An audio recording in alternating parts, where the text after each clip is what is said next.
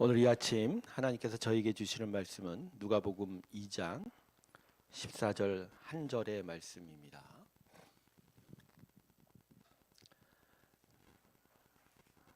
누가복음 2장입니다. 14절 한 절의 말씀입니다.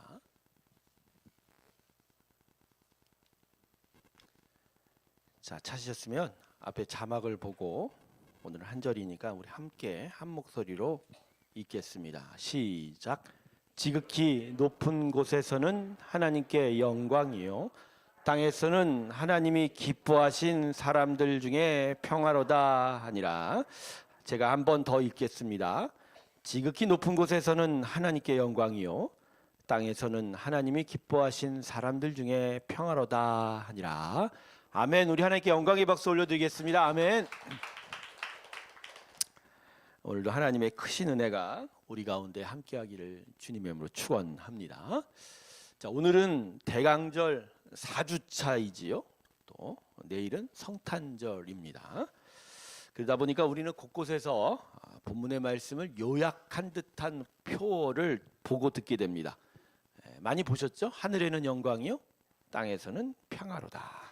그러니까 예수님이 오신 게 하나님께는 영광이고 이 땅에 사는 우리에게는 평화라는 그런 의미가 되겠지요. 그런데 성도 여러분, 여러분은 이 성탄절의 표와 같은 이 같이 여겨지는 이 말씀을 어떻게 해석하고 계십니까? 많은 사람들이 이 말씀의 의미를 제대로 해석하고 있지 못하는 것 같아요. 그래서 예수님의 오심으로 이루어진 천국 복음도 잘못 이해하고 있는 것 같습니다. 가령 잘못된 이해의 대표적인 것이 예수님께서 오시면 물리적인 이 평화를 이 땅에 가져다 주실 것이다 라고 생각하는 거죠. 그게 대표적인 이스라엘 백성들입니다. 예수님 당시의 이스라엘 사람들은 예수님을 왕으로 세우게 되면 이 예수님께서 로마를 물리치고 이스라엘의 나라를 세워 자신들에게 평화를 주실 것이라고 생각했던 거죠. 아닙니다, 여러분. 이스라엘 사람들은 예수님의 오심으로 이루어질 평화의 의미를 제대로 이해하지 못하고 있는 겁니다. 자, 오늘 본문은 예수님께서 탄생하시던 그 밤 들판에서 양을 치던 목자들에게 천사들이 나타나 하나님을 찬양하며 선포한 말씀이죠. 천사들은 목자들에게 나타나서 이렇게 소리쳐 말씀을 선포했습니다. 지극히 높은 곳에서는 하나님께 영광, 땅에서는 기뻐하심을 입은 자들 중에 평화로다. 여러분, 여기에는 두 가지 메시지가 있고 이것은 중요한 하나를 가르치고 있습니다. 자, 먼저 두 가지 메시지라는 것은, 첫째, 예수님이 이 땅에 구원의 메시아로 오신 것은 하나님께 영광이라는 거예요. 이게 하나님께 영광이라는 거예요. 근데 왜 영광이냐? 예수님이 오셔서 하실 일 때문이죠. 자, 예수님이 일어나요, 이 땅에 십자가의 구원이 이루어질 것이고, 그렇게 되면 타락한 인생들이 구원을 얻어 영생을 얻게 되고, 그리고 그것으로 말미암아 이 땅에 하나님의 은혜와 구원의 나라가 다시 세워지게 되니, 즉 예수님이 이 땅에 오셔서 하실 일 때문에 하나님이 영광을 받는다는 거예요. 하나님께서. 자, 둘째 메시지 뭐냐? 예수님께서 이 땅에 오심으로 이 땅에 평화가 다시 들어오게 되었다라는 거예요. 평화가 다시 들어. 그러니까 예수님의 탄생은 이 땅에 평화가 다시 찾아오게 되었다는 징표라는 거예요. 근데 이 두 가지가 무슨 중요한 하나를 얘기하냐? 그건 오늘 본문 하반부에 있는 한 가지 표현 때문입니다. 그 중요한 하나가 뭐죠? 하나님이 기뻐하신 사람들 중에. 여러분, 이 말의 직접적인 의미는 하나님께서 선택하신 구원의 백성들 중에라는 그런 의미죠. 즉 예수님께서 이 땅에 평화를 주심으로 하나님께서 영광을 받으실 일은 결국 모든 사람이 아니라 누구한테만 나타난다? 하나님의 백성들에게서만 나타난다라는 거죠. 자, 여러분, 이쯤 되면 이 본문의 말씀이 우리가 단순하게 생각한 이 땅에 예수님으로 인하여 평화가 온다라는 것은 뭔가 결이 다른 거라는 걸 짐작하실 수 있습니다. 자, 그래서 먼저 본문 말씀을 정리해 보면 예수님이 이 땅에 평화를 주실 것을 통해 하나님께서 영광을 받으실 것인데, 예수님께서 주실 평화는 하나님의 백성들을 통하여 나타나게 될 것이다가 바로 이 본문의 분명한 의미가 되는 거죠. 그래서 여러분, 이제부터 우리는요, 하늘의 영광, 땅에서는 평화라는 이 마치 성탄절의 표어와 같은 이 말씀을 이해할 때 이 땅에 오신 예수님께서 베푸실 평화는 세상이 흔하게 말하는 평화가 아니라는 걸 분명하게 깨달아야 합니다. 자, 그러면 예수님께서 이 땅에 오셔서 우리에게 주시고자 하는 평화란 구체적으로 무엇을 의미할까요? 즉 세상이 말하는 평화와 무엇이 다른가라는 거죠. 자, 먼저 본문에 평화라고 해석되는 이 신약 성경의 헬라어 원문 단어는 에이레네라는 단어입니다. 에이레네. 이거 뭐 기억할 필요는 없지만 분명한 의미가 있는 단어예요. 에이레네. 이걸 히브리어로 옮기면 그 유명한 샬롬이 됩니다. 샬롬. 그러니까 히브리어 샬롬이 평화인데 그게 헬라어로는 무슨 단어라? 에이레네. 그런데 우리는요, 이 에이레네 구약의 샬롬을요, 성경 곳곳마다 다르게 번역하여 어떤 땐 평화라고도 되고 어떤 땐 평안이라고 쓰기도 하고 어떤 본문은 평강이라고 말씀하기도 합니다. 그래서 우리는 뭔가 이 세 가지가 뉘앙스가 다 다른 줄 아는데 여러분 그렇지 않아요. 성경이 말할 때 평화, 평안, 평강은 다 하나예요. 하나예요. 똑같은 의미예요. 자, 그러면 이 헬라어 에이레네와 히브리어 샬롬은 어떤 의미를 담고 있을까? 자, 이 두 단어를 통해서 우리는 흔히 우리가 생각하는 평화의 이미지인 어떤 폭력이나 갈등이 없는 걸 생각하는데 여러분 이 원문은 그런 말이 아니에요. 자, 우리는 평화를 뭐라고 하죠? 싸움 없는 거, 폭력 없는 거, 갈등 없는 거, 전쟁 없는 거 그렇게 생각하죠. 여러분 이 단어는 그런 뜻이 아닌 거예요. 어떤 고요함, 잔잔함의 상태도 의미하지 않습니다. 성경이 말하는 건 다른 의미예요. 그럼 무슨 의미냐? 자, 먼저 본문에 해당된 헬라어 에이레네의 의미는 원래 결합하다의 의미입니다. 뭐라고요? 결합하다, 합쳐지다. 그러면 이 에이레네가 무엇을 생각하는지 아시죠? 하나님과 사람의 연합, 하나됨, 합쳐짐이 평화라는 거예요. 우리가 생각하는 거 완전히 달라요. 그러니까 성경이 말씀하는 평화의 기본적인 의미는 사람이 하나님과 하나됨인 거예요. 사람이 하나님과 연합되는 게 그게 평화인 거예요. 세상에 가르치는 평화와 다른 얘기죠. 자, 다음으로 히브리어 샬롬의 의미는 뭐죠? 기본적으로 안녕이라는 거죠. 안녕. 이건 조금 우리 의미와 같아요. 평화. 그런데 여러분 이 안녕이라는 의미는 질서와 조화 위에라는 의미가 들어가 있어요. 뭐라고요? 질서, 조화. 즉 하나님께서 저 하늘에서 하늘의 질서와 조화로 이곳에 오실 때 우리는 그 위에서 평화를 누린다. 할렐루야. 그러니까 우리가 싸우지 않는다고, 우리가 전쟁 안 한다고 평화가 오는 게 아니라 기본적으로 평화는 누구 거라? 하나님 거. 하나님이 질서하죠.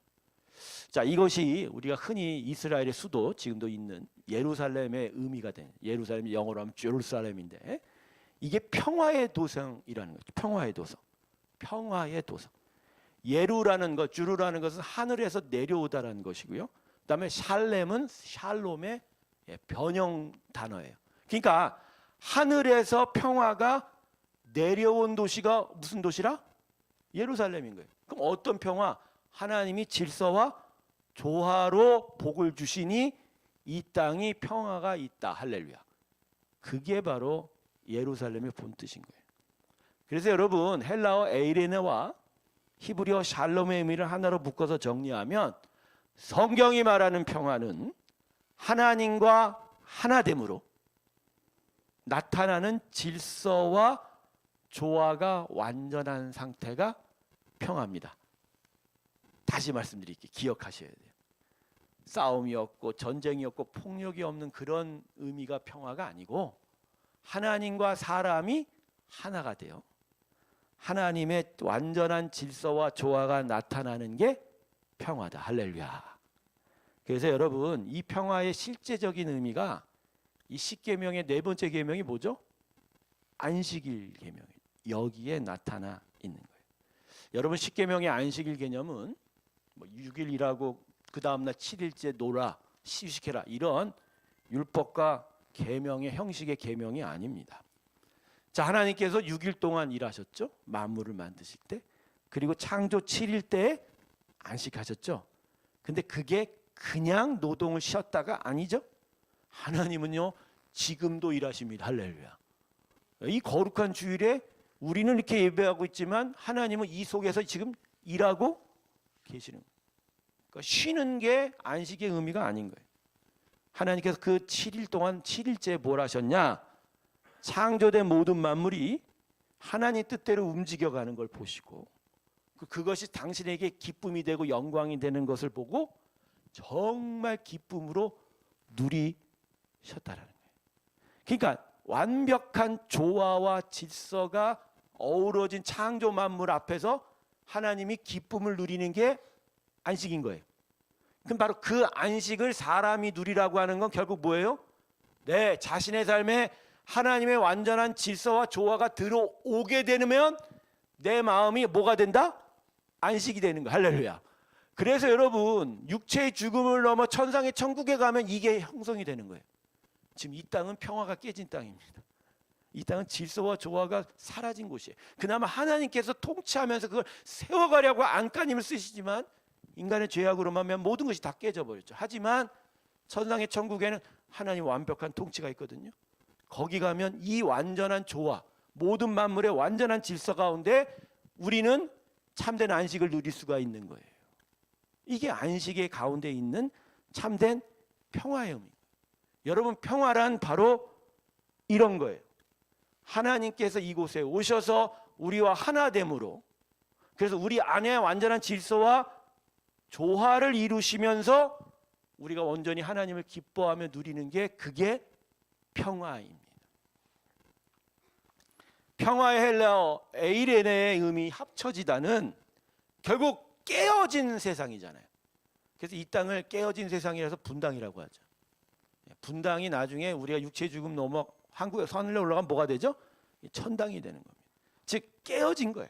죄와 타락으로 인하여 평화와 질서와 조화가 깨져버린 우리 삶에 다시 예수님이 오시면서 결국 예수님이 대속의 희생제사로 무엇을 이루셨습니까? 하나님과 우리가 화평케 되는 거예요. 즉 하나됨이 다시 이루어지면서 우리 안에 하나님의 질서와 조화가 들어옵니다. 그게 평화예요. 히브리어 샬롬의 근원적인 질서와 조화는 바로 그거예요. 하나님의 구원이 이루어지면 이루어질수록 우리 안에 하나님의 온전한 기쁨이 들어오게 돼요. 그게 우리의 평화가 되어간다. 그러므로 여러분 평화는 전쟁이 멈추고 폭력이 사라지고 갈등이 없어지면 나타나는 게 아닌 거예요. 이러한 모습은 평화가 보여주는 외형적인 일부인 거지 이게 근원적인 의미가 아닌 거예요. 평화는 우선적으로 하나님이 우리와 함께 하셔야 나타납니다. 우리에게 오셔서 당신의 나라를 질서와 조화를 세우실 때 평화가 나타나는 거예요. 그래서 여러분 평화는요 기본적으로 복음의 능력입니다. 아멘. 다른 게 아니에요. 복음의 능력인 거예요. 이 땅에 예수님이 십자가 구원을 이루시고 그 안에서 하나님이 우리에게 오시면 온 만물을 완전하게 다스리시는 능력으로 우리 안에 평화가 임하는 거고 그리고 그 평화가 우리를 통하여 세상 가운데 전쟁 없음이 폭력 없음이 싸움이 없음이 갈등이 없음으로 나타나게 되는 거예요. 그래서 오늘 말씀이 평화에 대해서는 이 긴 수식어를 붙이는 거예요. 뭐라죠? 하나님이 기뻐하시는 사람들 중에 평화로다. 즉 예수가 오셔서 이루신 그 복음 십자가를 믿는 구원의 백성들에게 참된 평화가 나타날 것이다. 할렐루야. 그러니까 여러분 이 성탄절의 이 표 여기는 아주 깊은 뜻이 담겨져 있는 거예요. 그냥 예수님 왔으니까 이 땅에 평화가 오네? 이거 아닌 거. 그게 아닌 거예요. 하늘에는 영광이요 땅에는 평화로다라는 예수님의 오심을 믿음과 순종으로 받아들인 자에게만 이 표가 적용이 되는 거예요. 그래서 이 평화는 예수님이 직접적으로 가져다 주는 물리적인 평화가 아닌 거예요. 믿는 자들의 심령 가운데 세워지는 하나님의 나라고, 예수의 가르침을 따르고 사랑하는 믿음의 사람들의 삶에서 나타나는 평화인 거예요. 그러니까 쉽게 얘기하면 오늘 설교 주제는 이거예요. 간단하게 예수님 오신 걸 진짜 기뻐하며 그분이 나의 주님인 것을 믿고 그분이 가르친 것을 온전히 순종하여 따라갈 때 비로소 평화가 우리 가운데 나타나게 된다. 그러니까 이 요약된 표어로는요 도무지 이 성탄을 느낄 수가 없어요. 참된 평화를 누릴 수가 없는 거예요. 더군다나 감성적으로 성탄을 느끼려고 하는 생각으로는 도무지 이해할 수 없는 말씀이 이 말씀이에요. 원래 그냥 예수님 오셨으니 이 세상이 평화로워지고 따뜻해질 거야, 이런 생각은 아예 성립이 돼요, 안 돼요? 안 되는 거예요. 대신에 하늘에는 영광 땅에는 평화라다는 표현은 그 안에 예수님이 오심으로 말미암아 우리 안에서 이루는 평화라는 걸 깨달을 때 오히려 우리는 들뜬 게 아니에요. 오히려 우리는 회개합니다. 오히려 우리는 참된 심령의 변화를 추구하며 가는 거예요. 그러면서 하나님의 뜻과 말씀대로 살아갈 것에 대한 믿음을 요청받고 거기에 대답하게 돼요.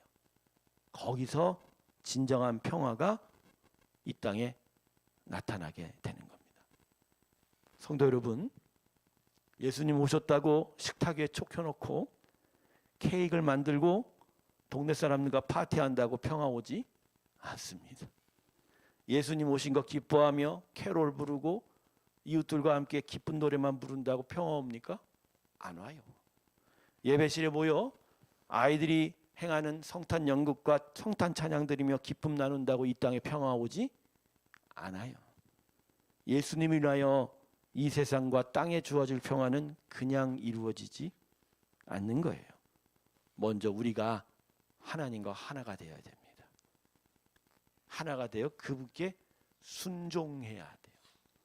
그리고 심령의 회개가 일어나 죄악된 마음들이 버려지고 새로운 하나님의 나라와 세상들이 우리 안에 들어와야 돼요.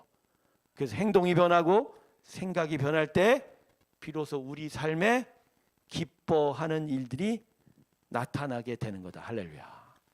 그리고요, 한번 평화가 왔다고 해도 그것을 평화가 지속되지 않아요. 우리에게 이루어진 평화를 계속 지키는 일도 우리에게 필요한 거죠. 여러분, 예수 믿으면 심령의 평화가 와요. 하나님의 완전한 질서와 조화가 들어오기 시작하니까. 그런데 그게 물리적인 평화를 의미하진 않아요. 왜 그런 줄 아십니까? 내가 예수를 믿으면 하나님과는 화평케 되나 반대로 세상과 사단 마귀하고는 적대적이 돼요. 그러면 그들이 우리에게 도리어 이제는 뭘 걸죠? 싸움을 걸어요. 갈등을 일으켜요. 예? 전쟁을 하게 된단 말이에요. 그래서 한쪽으로는 하나님과 화평되어 그 평화를 누리고 있지만 한쪽에서는 여전히 뭘 하죠? 싸우는 거예요. 싸우게 될 수밖에 없어요. 그래서 예수님이 뭐라고 말씀하셨습니까? 내가 세상에 화평을 주러 온 줄로 생각지 말라. 도리어 땅에서는 평화라도 말씀하면서 천사가 예수님은 뭐라고 그래요? 나 때문에 평화가 온 줄 아냐? 다르게 얘기해요. 그러면서 뭐라고 그러죠? 검을 주러 왔노라. 싸우라고 얘기하세요. 이게 무슨 말이에요?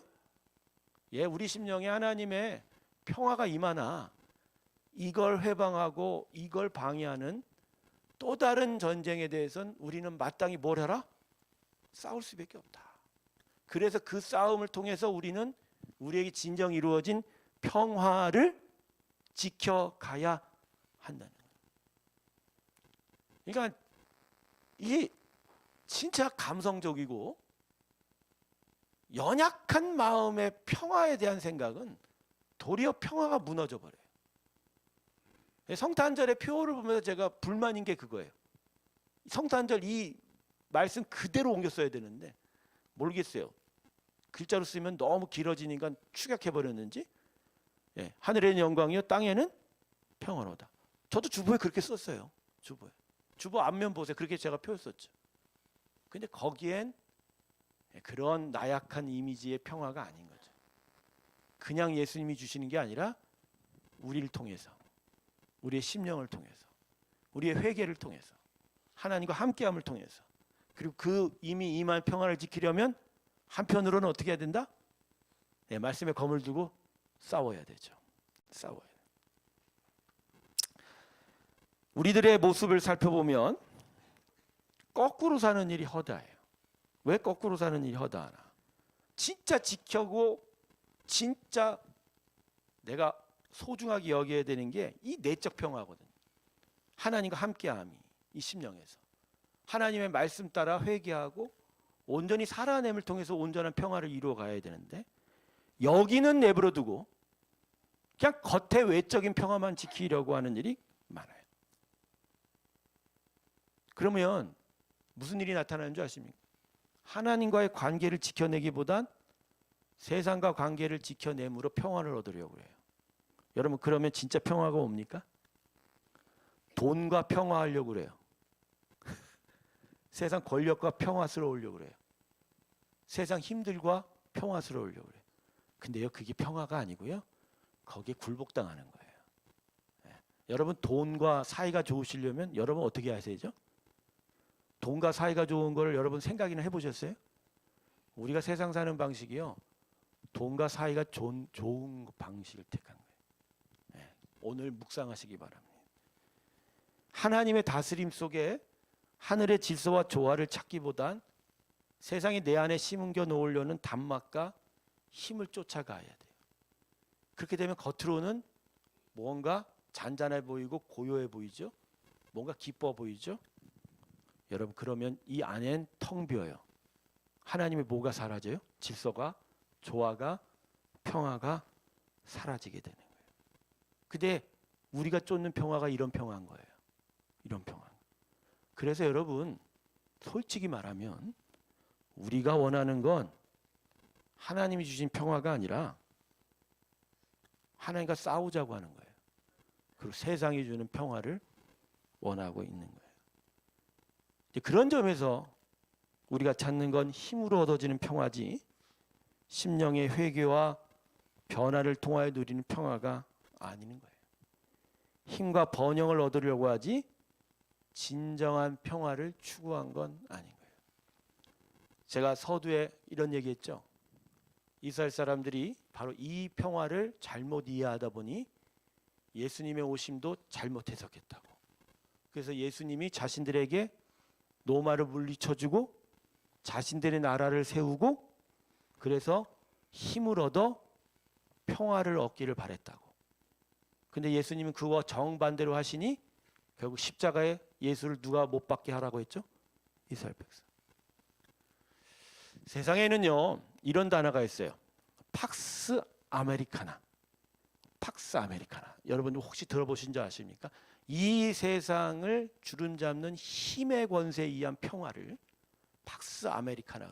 지금 세상의 강대국이 누구죠? 현재는 미국이죠. 팍스 아메리카나 이전에 누구였죠? 팍스 브리테니카. 로마, 영국이었어요. 그 전에 누구였죠?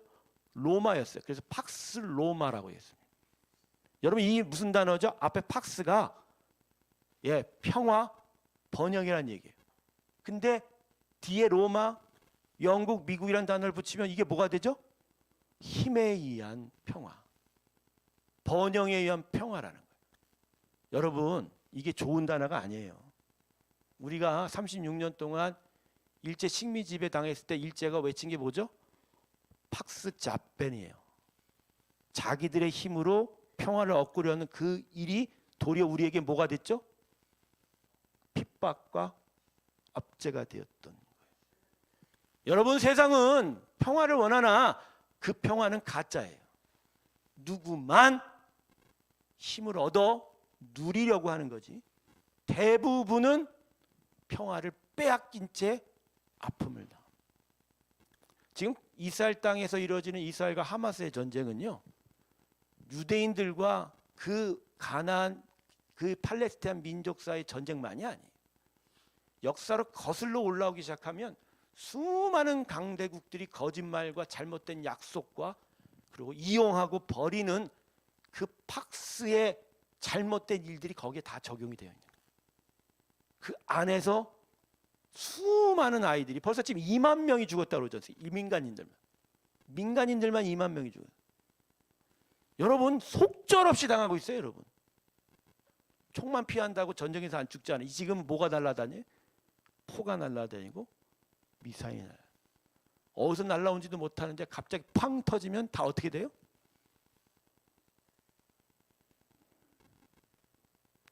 여러분 세상은 진정한 평화를 원하지 않아요. 근데 그걸 바라면 우리도 평화를 원하는 게 아닌 거예요. 여러분 내가 무엇을 해서 어서 많이 돈을 벌고 싶어요. 근데 내가 그 방식이 정당하고 공정하지 못하면 내가 어디서부터 많은 돈을 버는 게 누구한테는 뭐가 돼요? 가난이 돼요. 고통이 돼요. 근데 우리는 그 방법을 포기하려고 안 해요. 내가 이 돈을 벌어 평화를 얻으려고 할 때 도리어 저들에겐 그게 뭐가 돼요? 아픔이 되고 고통이 되는 거예요. 그래서 예수님이야말로 진정한 평화의 근원 되는 거예요. 할렐루야. 그분이 우리에게 말씀하신 그 은혜 그 말씀대로 온전히 살아갈 때야 이 땅에 참된 평화가 찾아옵니다. 할렐루야. 그게 바로 이 성탄의 하늘에는 영광이요 땅에서는 평화로도의 진정한 의미가 되는 거죠. 그래서 하나님께서는요 예수님의 오심을 놓고 이사야서에서 이렇게 말씀하셨습니다. 우리 자막 한번 볼까요? 이사야서 11장 6절과 8절.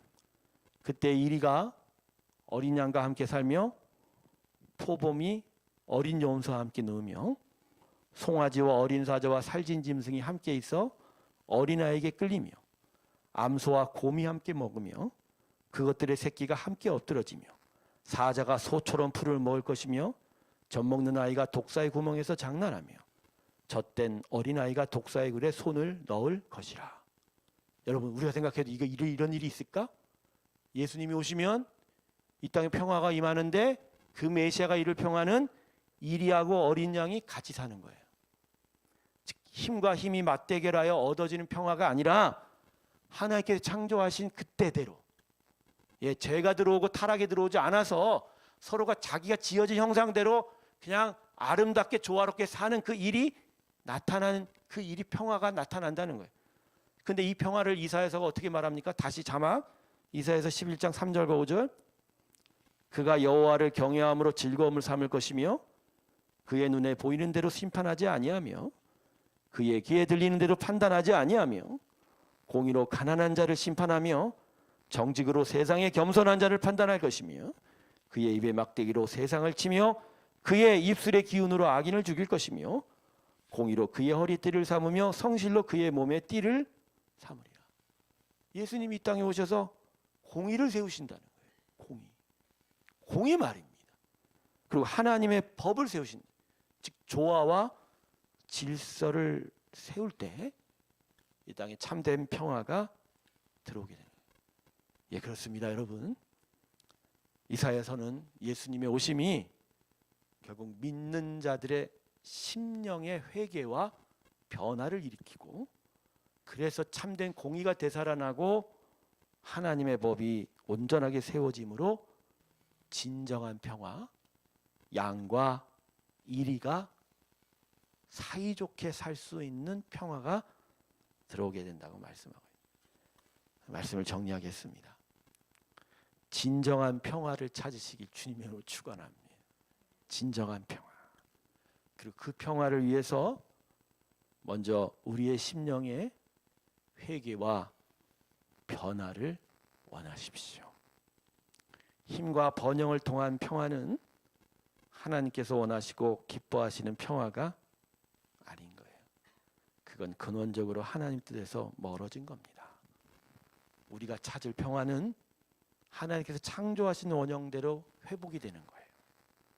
그래서 예수님의 오심을 이루어진 십자가의 은혜의 구원으로 우리가 새 영, 새 마음, 새 인생으로 변할 때 우리 안에 참된 평화가 나타나게 될 줄로 믿습니다. 저는 그래서요, 성탄절을 맞이하면서 우리 교우들과 성도들에게 이렇게 축복했으면 좋겠습니다. 우리 메리 크리스마스도 하지만 예수님 제대로 믿으십시다. 그럴 때 하나님께서 우리에게 요청하시고 일으키실 참된 평화가 이 땅에 나타나게 될 줄로 믿습니다. 이 예수님의 오심의 의미를 다시 한번 마음에 깊이 깨달으며 진정 기쁜 성탄으로 나아가는 우리가 되길 주님의 이름으로 축원합니다. 기도하겠습니다. 거짓 평화가 세상을 다스리고 있습니다. 마치 온 땅에 화평이, 폭력이 없음이, 전쟁이 없음이 나타날 것처럼 얘기하지만, 그러나 그건 힘과 힘이 맞부딪히는 번영의 평화입니다. 일부만이 누릴 뿐이지 우리 모두는 평화에서 멀어진 지 오래입니다. 죄가 들어오고 타락이 판을 치고 쾌락과 향락이 가득하고 모든 나라에 하나님의 법이 사라질 때 이 땅은 이미 평화가 깨졌습니다. 그러나 예수님의 오심으로 참된 평화가 우리에게 들어오기 시작했습니다. 믿는 자들의 마음에 심령의 회개가 있고 참된 변화가 나타나면서 우리 안에 온전한 평화가 나타날 수 있게 되었습니다. 예수님의 오심을 기념하는 이 대강절 그리고 성탄절의 절기에 참된 평화의 의미를 깨닫게 하여 주시고, 무엇보다 우리 심령에 하나님과 함께하며 하나님의 은혜의 말씀 따라 살아가는 참된 변화의 일들을 허락하여 주셔서 이것이 이 땅에 평화를 더하는 귀한 일들이 되게 하여 주시옵소서.